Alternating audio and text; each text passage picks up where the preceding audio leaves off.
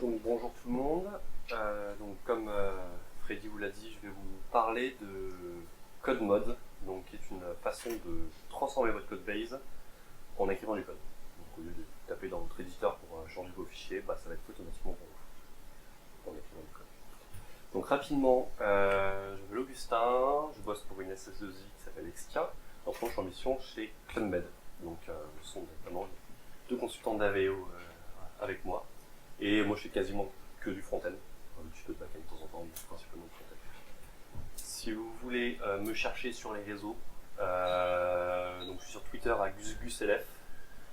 Je blog à augustinlf.com, il y a mon GitHub et j'organise à Nîmes des meet-up avec ma boîte, mais plus petits, moins professionnels que ceux de Paris 6. N'hésitez pas à m'en parler tout à l'heure. Donc, quelle est l'idée d'un code mode?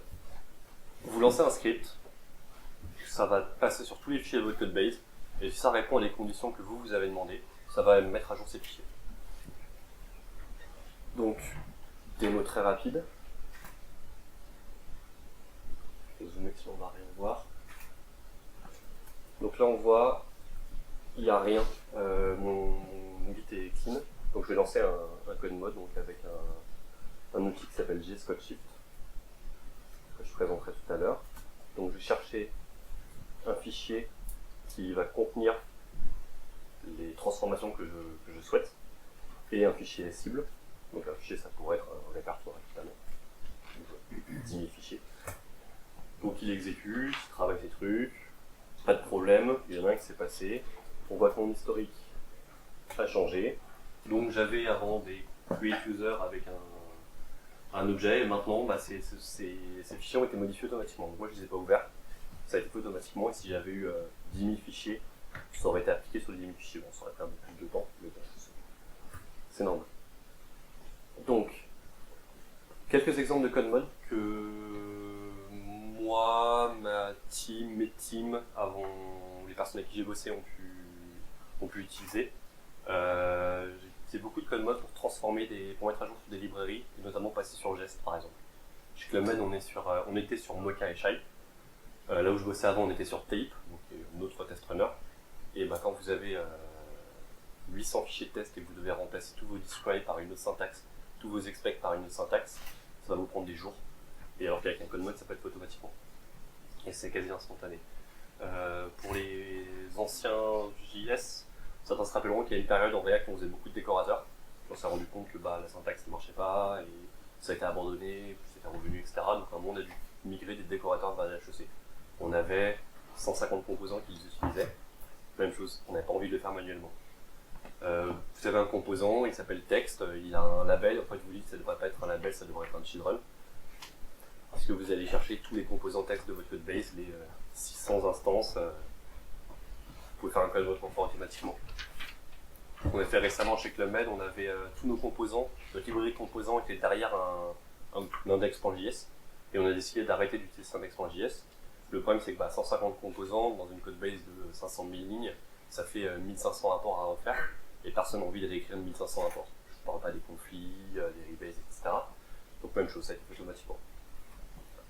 Ça, c'est des exemples, je vous montrerai un plus concret tout à l'heure, mais on peut faire beaucoup de choses avec des code mode, l'idée étant effectivement d'industrialiser la refacto.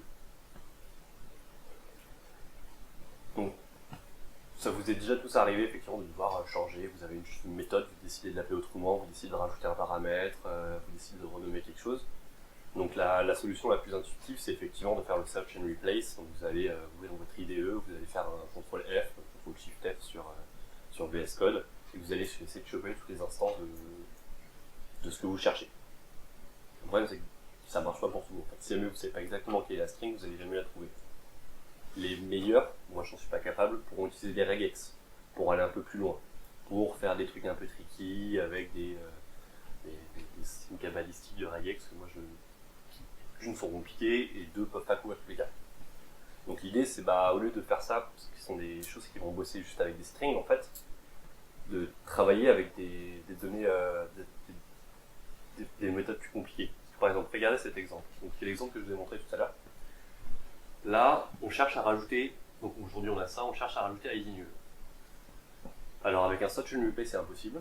Avec une regex c'est jouable. Moi je sais pas faire mais je sais que ça se fait. Par contre si demain dans un autre fichier quelqu'un il a décidé d'importer createUser sous le nom de makeUser, on a bonne chance en fait pour savoir que quand vous êtes en train de changer createUser, ça doit aussi remplacer ton makeUser. C'est un cas. Qu'est-ce qui se passait si en plus là on avait un ID qui existait déjà et en fait on veut que s'il y a un ID on passe pas l'ID nul. Ça commence à faire une regex très solide si elle est faisable et surtout quand on est des devs JS on n'a pas tous envie d'apprendre par cœur les règles des regex. Donc pour ça on va utiliser ce que Facebook appelle un code mode. Donc code mode pour code modification. Ils sont très bons en naming de choses. Comment on va faire? On va partir de votre fichier texte, du fichier JS, donc une string en fait. Et contrairement à la regex ou à la search and replace, on ne va pas bosser avec la string. Parce qu'en fait, la string c'est un format qui est beaucoup trop compliqué à manipuler. On va utiliser ce qu'on appelle un AST. Donc un AST, j'expliquerai plus tard, c'est une structure de données, en fait c'est un JSON. C'est juste un JSON, c'est des tableaux, des objets, des propriétés, des strings. Et ensuite on va manipuler cet AST directement, et finalement on va retransformer cet AST en code. Donc ça c'est un process qu'on utilise en code mode, mais par exemple c'est comme ça que Babel fonctionne en fait. Je sais pas si certains d'entre vous ont déjà pu regarder un peu Babel, s'intéresser à comment ça fonctionne. Babel il n'est pas du tout en train de transformer les strings en fait. Babel il va parser toute votre code base, à transformer en cet AST, effectuer toutes ces transformations, ces plugins, et ensuite il va reconvertir en fichier compilé. Donc Babel fait ça. Le flow par exemple, qui est un flow TypeScript, dès que vous allez vouloir compiler quelque chose, on va passer par ça. Et je dirais même en sortant du spectre du JS, vous écrivez un programme en C, le compilateur C, en fait il va faire la même chose. Il va lire les fichiers C, il va les transformer en AST, et ensuite lui il va vers envoyer un code, il va créer un exécutable derrière, mais il va passer par un AST. Un AST c'est juste un format global pour décrire du code. Donc un AST, donc Abstract Syntax Tree, pardonnez mon anglais, c'est une structure de données, donc sous forme d'arbre comme son nom l'indique, récursif, qui va permettre de décrire n'importe quelle chose possible en code. Donc prenons cette instruction toute bête, donc const firstName est égal au busin. Qu'est-ce que c'est en fait? Donc si on suit la spec, comment c'est défini aujourd'hui en JS, ce qu'on appelle une déclaration de variable, donc une variable declaration. Ça semble plutôt logique. Et ensuite, cette partie-là, avec plus de détails, c'est un variable declarator. Parce que certains s'en rappellent, on peut faire une const pour déclarer plusieurs variables, par exemple. On pourra en avoir une liste. Et ensuite, dans cette déclaration de variable, dans ce déclarator, on a un identifieur qui a une valeur qui est firstName et un littéral qui a une valeur qui est Augustin. Sachant qu'ici, ça pourrait être une fonction. Et si jamais je dis qu'ici, ça va être une fonction, dans la fonction, il y a un scope, donc dans une fonction, vous pouvez remettre des déclarations de variables. Donc en fait, c'est un arbre qui est récursif, qui peut aller à l'infini, tant que votre code est profond, et surtout qui permet de décrire toute structure valide en JS en fait. Tout ce que vous écrivez aujourd'hui en JS et qui est valide a une équivalence en ASP. Si on n'a pas de façon, le navigateur ne pourrait pas l'interpréter par exemple. Donc je vais vous montrer un peu en live comment ça fonctionne. Je vais zoomer surtout. Donc ça, c'est un outil très chouette qui permet d'observer en direct un AST. Donc ici, on a un programme, par exemple, donc on a 6 expressions, donc 3 imports et 3 expression statements. Donc par exemple, un import, donc ici on a un import de type import declaration, je ne suis pas sûr qu'on ait d'autres types possibles, où on a une source, donc qui est un littéral, un specifier, qui est un default, parce qu'évidemment on pourrait aussi faire un import nommé par exemple, et donc lui le default il a un nom, donc ici qui est createUser. Même chose, là mon statement, donc c'est quoi? C'est une call expression, donc call expression ça veut dire un appel de fonction en fait. Il a un callee, donc quelque chose qui est appelé, et il a des arguments. Et ainsi de suite, ainsi de suite. Et donc tout ce que vous pouvez faire en JS, vous pourrez l'écrire là-dedans. Vous n'avez pas besoin de l'apprendre pour écrire les codes mode en fait, d'apprendre la syntaxe globale, parce que il doit exister, j'imagine, 70 ou 80 types de nœuds différents. Moi je les connais pas. Quand j'ai envie de savoir comment ça fonctionne, en fait je copie-colle mon truc là-dedans et je regarde et en fait j'ai ma réponse. Tout le monde fonctionne comme ça. Maintenant, ce qu'on va vouloir faire, c'est donc modifier cet AST pour créer ce que j'avais dit tout à l'heure. Donc tout à l'heure, c'était avec ça en plus.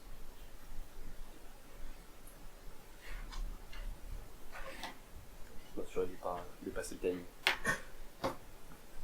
Donc pour faire ça, en fait, on va utiliser un outil qui s'appelle JSCodeShift, qui a été développé par Facebook, donc qui est open source, qui prend cette structure. En fait, c'est un fichier, une fonction. Et ici, on a récupéré donc, le contenu de notre fichier. Là, on a créé un arbre. Donc si je faisais un console log de ça,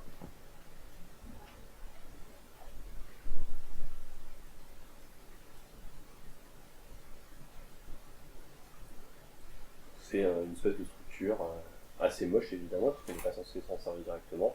Donc voilà, c'est une collection avec des méthodes pour la manipuler.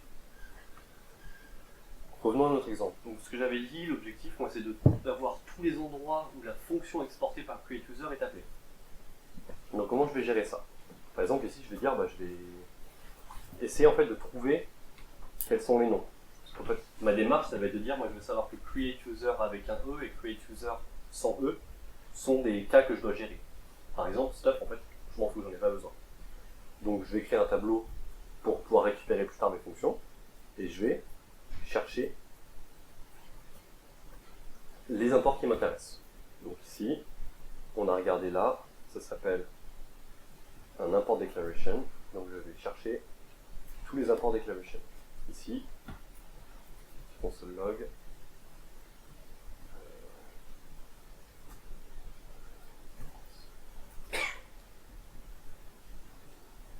on va regarder, normalement, si je fais ça, j'en ai 3. Voilà. Alors je vais zoomer là-dedans. Et voilà, là j'ai trouvé tous les imports. Pardon, ici. Si je suis devant, dites-le-moi. Donc maintenant, par contre, en fait, on se rend compte que moi ça ne m'arrange pas parce que celui-là, dans une porte, j'en ai rien à faire. Donc je vais chercher avec un peu plus de détails. Et en fait, je vais simplement mimiquer la structure de ça. Donc moi, ce que je veux ici, ce qui m'intéresse, c'est la source dans l'import declaration. Ce qui m'intéresse dans la source, c'est sa valeur. Donc là, c'est create user. Et donc voilà, j'en ai plus que 2. Donc là, je sais que j'ai récupéré les 2 éléments de ma collection qui m'intéressaient. Maintenant, ce que je vais chercher à partir de ça, vu que j'ai réussi à récupérer mes imports, je vais essayer de trouver les noms des fonctions telles que nous, on les a importées dans le fichier. Donc, on va passer sur un for each. Donc l'API de JSCodeShift, donc là le find, le for each et les filters, c'est assez proche de choses que vous pourrez voir en jQuery par exemple. Ou tout ce genre de choses. Donc, declaration.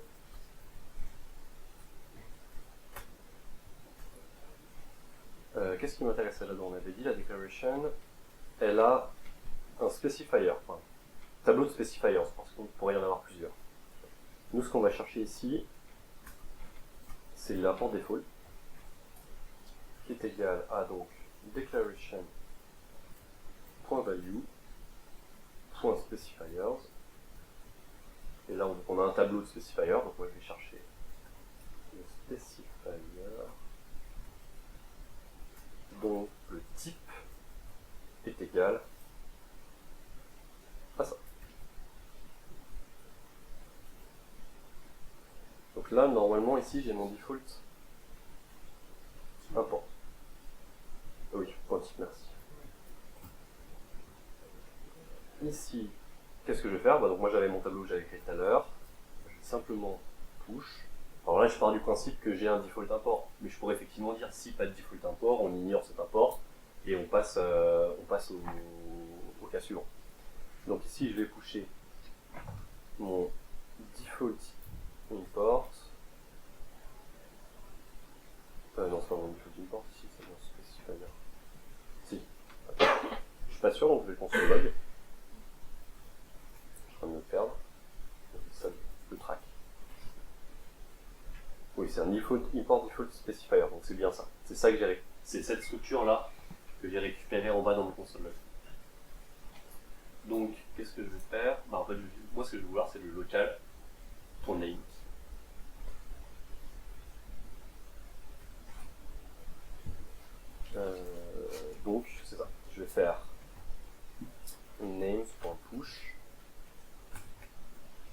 default import point local point name et on prie que tout soit bon. Console log de names. Et ça marche. Oui, vous ne voyez pas, c'est derrière. Oui. Alors, je vais faire comme ça. Voilà. Donc là, j'ai réussi à récupérer. Je pense que je vais mettre à la droite, ça sera plus facile. L'autre droite. Voilà. Donc voilà, j'ai réussi à récupérer là, les deux noms de fonctions.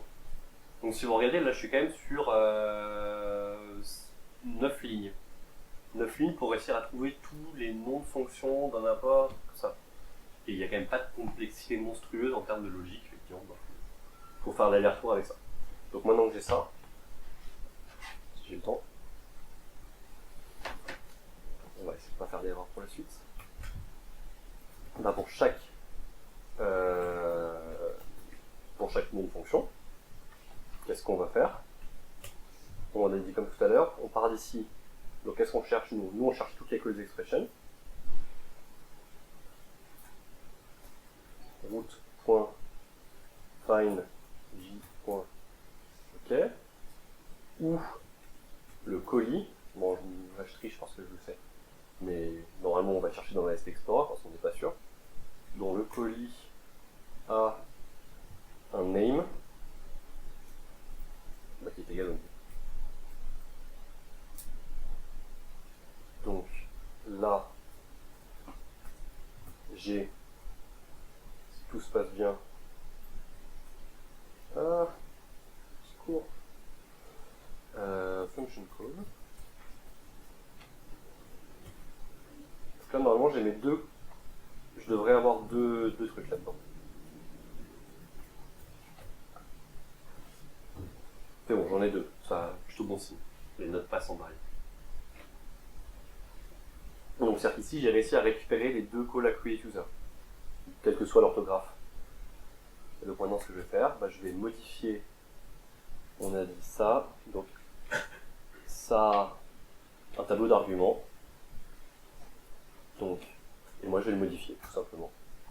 Function call .value .arguments. Moi je veux le premier. Qu'est-ce que ça contient l'argument? Donc pour l'argument, c'est une object expression qui a des properties. Moi ce que je vais vouloir c'est rajouter des properties. Donc point properties, qui est un tableau. Point push. Donc maintenant je vais devoir rajouter donc une property dans mes properties. Donc je vais devoir créer un nouveau nœud. Donc j.property. Le type. Donc le type c'est init en l'occurrence. Ça on ne peut pas savoir, mais c'est parce que ça pourrait être un getter ou setter. Mais généralement, c'est pas un truc qu'on utilise beaucoup en JavaScript. Et ensuite ça a donc un identifieur et un littéral. Donc j.identifieur ID. Voilà. Je mets trop de parenthèses. Et j.littéral.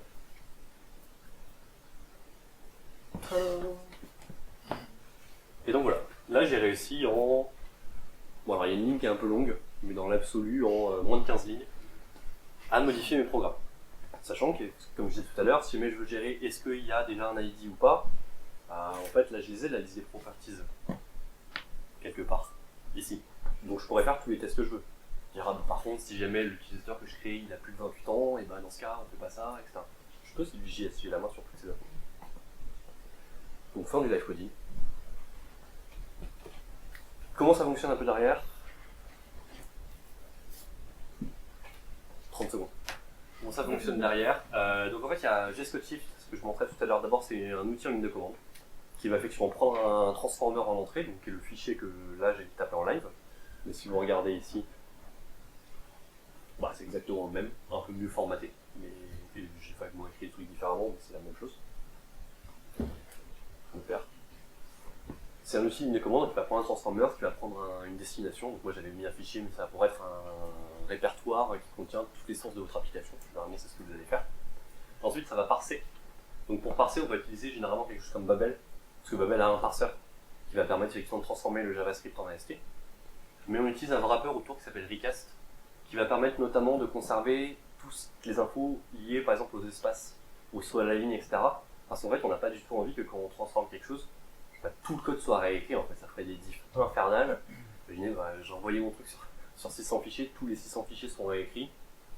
C'est le genre de truc qui passe pas en fait. Donc on fait ça. Ensuite, on utilise JS Code Shift avec ses méthodes find et tout ça pour pouvoir query cette API, trouver les informations qui vous intéressent dans cette AST. On crée des nouveaux nodes avec AST Types, qui est une autre librairie faite par le même mec qui fait Recast, qui était chez Facebook et maintenant chez Mozilla. Et une fois qu'on a fait tout ça, on retransforme cette AST, on print, on transforme cette AST en code, toujours avec Recast. Et donc vous avez vu, par exemple là, nous on est passé sur tout le code, mais au final, si vous regardez ici, en fait, tout le reste n'a pas changé en termes de formatage en fait. On a juste changé ce que nous on a changé, ça a été bougé, le reste n'a pas été bougé grâce à ça. Et même si j'avais des trucs hyper bizarres avec 3 espaces entre mon import et mon from, que j'ai envie, il est conservé. Alors si vous n'aviez pas Recast par exemple, forcément ce serait parti. Quelques ressources donc si vous voulez, quelques liens. Donc JS Code Shift, Recast et AST Type sont les 3 libs dont on se sert. JS Code Shift est la seule dont nous on se sert directement. La spec du parseur Mozilla, donc il décrira tous les objets littéral, callee, function expression, etc., call expression, etc.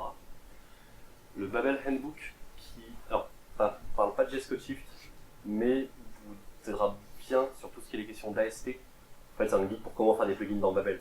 Mais vu que Babel c'est aussi des AST, forcément vous apprendrez à maîtriser l'AST JavaScript.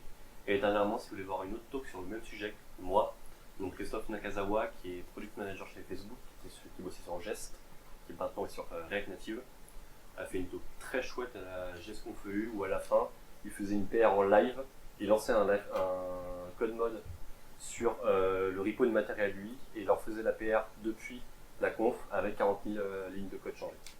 Et il lançait la PR juste comme ça, depuis la conf en disant bon, j'expliquerai plus tard, je suis live depuis la JS Conf, j'ai pas le temps.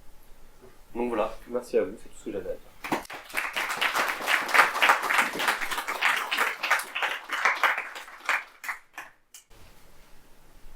Question ?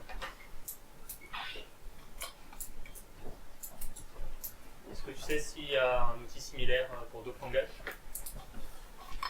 Je ne sais pas. Je connais des personnes de réputation qui ont écrit des code modes pour du Reason par exemple.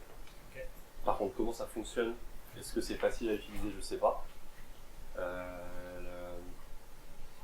Non, je ne saurais pas te dire. Je me dis que ça doit exister, mais je ne sais pas si c'est fréquent ou pas. En JavaScript, c'était facile de changer le nom de quelque chose. Excusez-moi. Comment est-ce que tu gères tout ce qui change de nom? Par exemple, si tu créas create user égale create user quelque part, est-ce que ça a aussi trouvé les autres choses comme ça? Alors, il n'y a rien d'automatique dans JS Code Shift, en fait, tu es obligé de tout faire toi-même. Mais ça, en fait, le use case classique, ça va être par exemple, t'as une fonction, et en fait, tu vas justement faire un changement à cette fonction, donc tu sais exactement qu'est-ce que les gens doivent changer, ou quels sont les changements qui doivent être faits dans les fichiers. C'est-à-dire qu'il n'y a pas d'intelligence derrière JS Code Shift. Je dirais contrairement à un Visual Studio avec du C# ou tous ces langages un peu plus puissants, un peu plus intelligents, où tu auras une logique qui pourra comprendre ton typage et tout ça, tu n'as rien du tout dans JS Code Shift là-dedans. C'est-à-dire que même si tu as du TypeScript ou du Flow derrière, parce que tu peux bosser avec du TypeScript en JS Code Shift, il ne va pas se servir de l'intelligence du type par exemple, ça ne saura pas faire. Donc c'est toi qui dois décrire exactement et être capable de gérer tous tes cas. Mais le côté qui aide, c'est en fait ce que je montrais. Moi j'ai lancé ma commande et après j'ai vu dans le diff. En fait, tu écris ton code mode, tu lances ton truc, il y a des cas que tu n'as pas géré, tu git reset et tu recommences. Et en fait, tu peux le faire autant de fois que tu veux, généralement c'est comme ça que ça se passe. Tu as fait ton truc dans ST Explorer, au début tu dis je pense que j'ai géré le cas, tu vas lancer dans ta code base, forcément ça va rater, parce qu'il y a des cas auxquels tu n'avais pas pensé. Et ça va, et c'est comme ça qu'on procède généralement.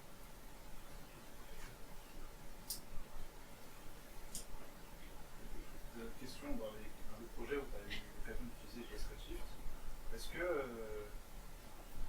les fichiers de code mode, les comités avec les projets, et les numérotés un peu comme des fichiers de migration de base de données, en fait ça ressemble Ouais. au concept,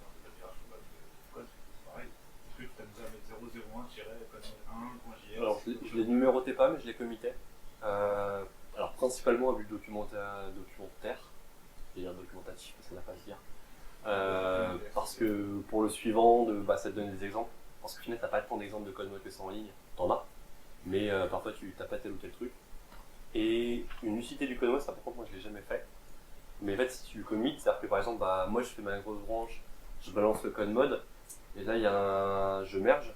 Et il y a un mec, en fait, il sait que lui, son truc va pas être compatible, donc quand il va faire son rebase, il aura même franchement pas d'erreur, mais où il sait que il a changé l'API tel truc, lui, il run juste le code mode sur sa branche, et ça marche par exemple. Ah oui, avec son nouveau code à lui. C'est ça. Ah oui. C'est-à-dire que ça te donne un côté, et même dans l'autre sens, tu fais tout ton changement, tu fais ton code mode, ta branche, elle passe pas la validation, ça prend du temps, et puis le PO a trouvé des bugs, donc tu peux pas émerger, etc. Et t'attends, et puis t'as 10 000 conflits. C'est juste plus simple tu run le code mode juste de nouveau et c'est bon en fait. Et ça c'est aussi une des grandes qualités du code mode, c'est-à-dire que t'as pas à refaire le search and replace manuellement. Le code mode, une fois que tu l'as écrit, tu l'as écrit. Oui. Est-ce qu'il existe disons des petites librairies encore en dessus de code mode qui ferait justement un peu ce que tu as fait, mais par exemple pour ajouter à chaque fois des paramètres à cette fonction, et est-ce que ça vaut le coup d'avoir une librairie comme ça où à chaque fois ça va être différent et puis c'est pas la peine d'avoir un truc C'est vraiment une question que je m'étais posée. Alors moi j'avais même commencé, j'ai eu pas la flemme, j'avais commencé à bosser sur une interface pour gérer ça. Parce qu'il y a quelques trucs sur lesquels je tombais moi souvent, c'était en React, c'est tu renommes des propres par exemple. Tu vas renommer une propre et ça c'est un truc qui retombe tout le temps. Mais je crois pas qu'il existe. À la limite, c'est le genre de truc en fait, vu que ça pas. Enfin, tu peux le committer, mais t'as même pas besoin, c'est plus éventuellement toi t'as ta liste de snippets et tu peux les faire. Après, je suis pas sûr que je pense pas que ce soit ta question, mais t'as aussi des libs, par exemple React, quand ils publient une nouvelle version, très souvent ils publient des codes modes en fait. Par exemple, quand la 0.14 était sortie, où ils avaient séparé React et React DOM, tout le monde s'en rappelle, il y en a eu d'autres depuis, mais je n'ai pas exemple. En fait, c'est super facile à faire un code mode. Donc en PropType, c'est passé dans un package séparé. Même chose, ils ont donné le code mode, tu runs le code mode et le breaking change est gratuit pour toi. Et est-ce que tu penses que ça va se démocratiser dans toutes les libres JS de donner un code mode quand il y a le breaking change? J'aimerais, déjà. Bon, le problème, c'est que tu as beaucoup de breaking change que tu peux pas gérer comme ça.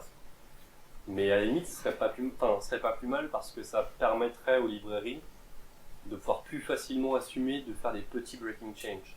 Parce qu'aujourd'hui, on a le côté de si tu as une grosse lib et que tu changes juste un paramètre, tu sais que ça va pourrir la vie de tous tes utilisateurs, donc tu veux pas le faire. Et là, au final, je dis, faites-le et relais ce script, c'est terminé quoi. Et puis, je trouve que si React est plutôt un peu à l'avant-garde en termes de migration, de mise à jour des nouvelles versions. Moi, je les ai toujours trouvés assez solides sur deprecated bien à l'avance, etc. Donc, s'ils adoptent aussi un peu ce rôle de modèle, peut-être, de dire Facebook, ils arrivent à bien gérer leur bug de React, donc je vais m'inspirer d'eux, donc je vais faire un code mode peut-être, mais j'ai pas vu grand monde qui l'ait fait par contre.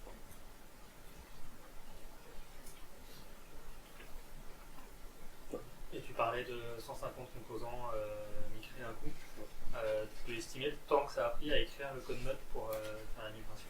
Alors celui-là, c'est pas moi qui l'avais fait, mais ça avait pris moins d'une journée, sachant que c'était quelqu'un qui connaissait pas les codes modes. D'accord. Donc, ouais.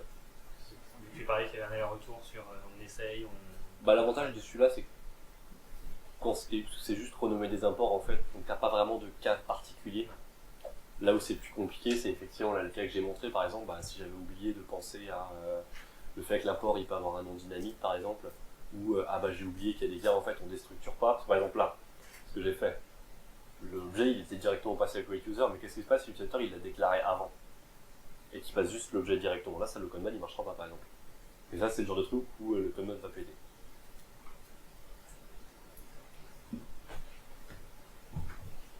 Selon toi, à partir de quand ça vaut le coup d'utiliser un code mode par rapport à utiliser son IDE ou faire des regex ou des trucs comme ça?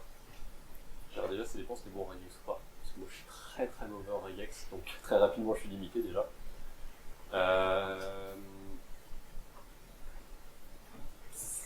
L'avantage c'est que les code mode ça s'apprend aussi, donc forcément les premiers vont être plus longs.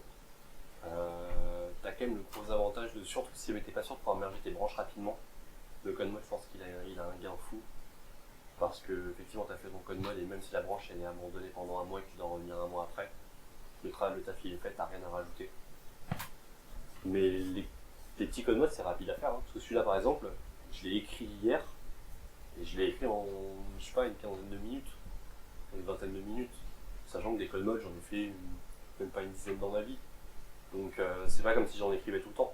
Et j'aimerais en faire plus, mais généralement j'ai la flemme, j'y pense pas. Donc je pense que le coup il est pas si élevé que ça en fait. Est-ce que tu as une dernière question? Je vais passer la surface. Ok, merci encore.